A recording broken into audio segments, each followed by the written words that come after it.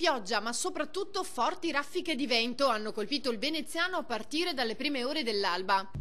Oggi a Venezia il vento è talmente forte che, come vedete qui accanto a questo cestino, è pieno zeppo di ombrelli che si sono rotti.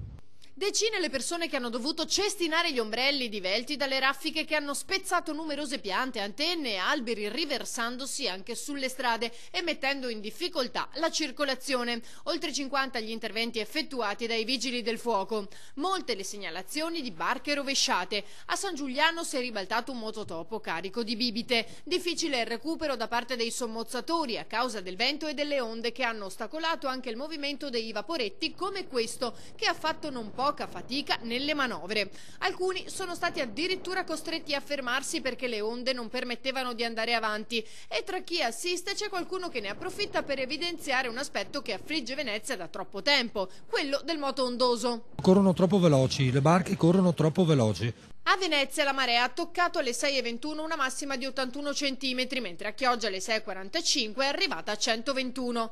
Il vento continuerà anche nelle prossime ore, per questo il Centro Funzionale Decentrato della Protezione Civile Regionale ha dichiarato lo stato di attenzione fino alle 24 di mercoledì, in particolare nella costa centro-meridionale e pianura sudorientale. Il mare sarà da mosso a molto mosso per l'intera giornata di martedì. Netto miglioramento invece da mercoledì.